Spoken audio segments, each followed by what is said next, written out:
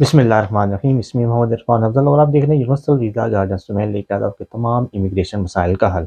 जिन दोस्तों ने इस चैनल को सब्सक्राइब नहीं किया उनसे रिक्वेस्ट है कि चैनल को लाइक करें, सब्सक्राइब करें और शेयर करें ताकि हमारी कम्युनिटी में इजाफा हो। आज की जो वीडियो है वो EU सेटलमेंट स्कीम के हवाले से है कि कितने लोगों ने एप्लीकेशन फाइल की हैं, कितने लोगों को वीज़े मिले हैं, कितने लोग इसका वेट कर रहे हैं और अभी लेटेस्ट जो अपडेट्स आई हैं वो क्या है। इसके अलावा क्या ये EU सेटलमेंट स्कीम अभी भी ओपन है या नहीं। तो सबसे पहले स्टैटिस्टिक्स पे आ जाते हैं जी। तकरीबन 7.4 मिलियन एप्लीकेशनें रिसीव हुई हैं, बहुत बड़ी फिगर है। और इसमें से होम ऑफिस को क्रेडिट देना चाहिए आपको कि 7.2 मिलियन उन्होंने एप्लीकेशनें निपटा दी हैं। तो जिनमें से 3.6 मिलियन को सेटल स्टेटस मिला है, यानी कि वो यूके में फॉरएवर रह सकते हैं। और इसके अलावा जो प्री सेटल लोगों को दिया गया वो है 2.8 मिलियन लोगों को प्री सेटल, यानी इसका मतलब ये है कि आप 5 साल रहेंगे प्री सेटल के ऊपर, फिर आपको सेटल स्टेटस मिल जाएगा।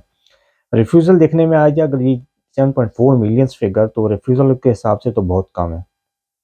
तकरीबन ओनली 500,000 जो है ना एप्लीकेशनें वो रिफ्यूज़ हुई हैं। कुछ लोगों ने एप्लीकेशनें विड्रॉ की हैं, वो तकरीबन 200,000 के करीब है। और जिन लोगों अभी तक वेट कर रहे हैं डिसीजन का वो है तकरीबन 150,000। तो ये इतनी ज़्यादा फिगर नहीं है। अगर एप्लीकेशनों को देखा जाए 7.4 मिलियन लोगों ने एप्लीकेशन फाइल की थी, तो अभी बहुत कम एप्लीकेशन हैं जो कि पेंडिंग है।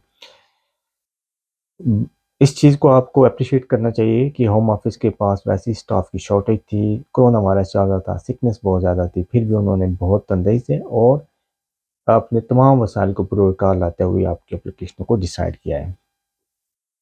अब इम्पॉर्टेंट पॉइंट की तरफ आ जाते हैं कि क्या अभी भी आप EU सेटलमेंट स्कीम अप्लाई कर सकते हैं। तो अगर मैं इसका सिंपल आंसर करना चाहूँ हाँ या नहीं, तो आपको आंसर मिलेगा जी, आप अभी भी कर सकते हैं।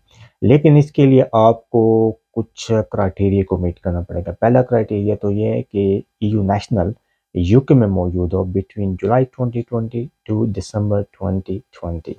और उसके बाद प्रूफ होना चाहिए, वैलिड प्रूफ होना चाहिए। और उसने वीज़ा या वीज़ा एप्लीकेशन फाइल क्यों नहीं की, उसकी वैलिड रीज़न होनी चाहिए आपके पास। फॉर एग्जांपल एक्सपायर पासपोर्ट है, अगर आपका पासपोर्ट टाइम पे रिन्यू नहीं हुआ, आपका आईडी कार्ड टाइम पर रिन्यू नहीं हुआ, क्योंकि उस वक्त एम्बेसी में बहुत ही ज़्यादा लॉन्ग क्यू होती थी। आप बाज़ औक़ात वो कहते हैं जी आप एम्बेसी में तशरीफ़ लाएँ, जो कि कोरोना वायरस की वजह से मुमकिन नहीं था कई कंट्रीज़ में। यूरोपियन की बात कर रहा हूँ, तो ये भी एक एक्सक्यूज़ लिया जा सकता है। लॉन्ग टर्म सिकनेस थी, आपको किसी इमीडिएट फैमिली मेंबर की डेथ हो गई थी, फैमिली की स्ट्रेस थी, डिसेबिलिटी थी, बच्चों ने अप्लाई नहीं किया क्योंकि उनको पता ही नहीं था और उनके बड़ों ने अप्लाई करना था। क्लोज फैमिली मेंबर की किसी की जो है ना वो डेथ हो चुकी थी।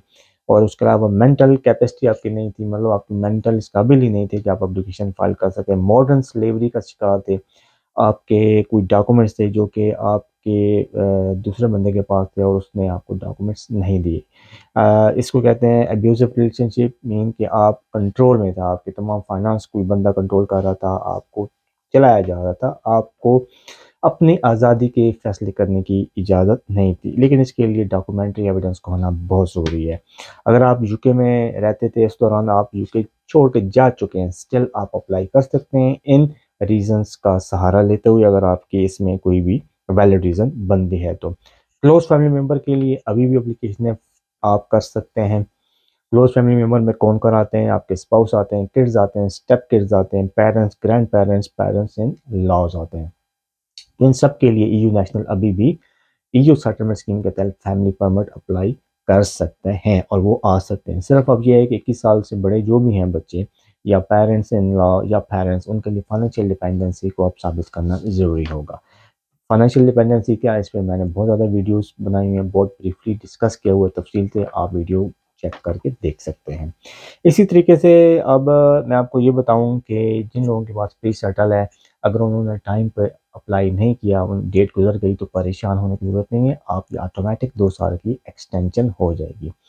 सेकंड जो लेटेस्ट अपडेट है वो ये है कि अब आप जो सेटल स्टेटस वाले हैं, बाज़ औक़ात ये होगा कि आपका अगर रिकॉर्ड मौजूद है होम ऑफिस के पास, रिकॉर्ड कैसे मौजूद है, आप नेशनल इंश्योरेंस पर काम कर रहे हैं यूके के अंदर, आपका नाम कौंसल में मौजूद है, आपका नाम کہیں بھی ایسے گورنمنٹ کے ادارے میں موجود ہے جس سے ثابت ہو رہا ہے کہ آپ UK میں رہتے ہیں، آپ کو ڈائریکٹ سیٹل اسٹیٹس بغیر کسی اپلیکیشن کے بھی مل سکتا ہے۔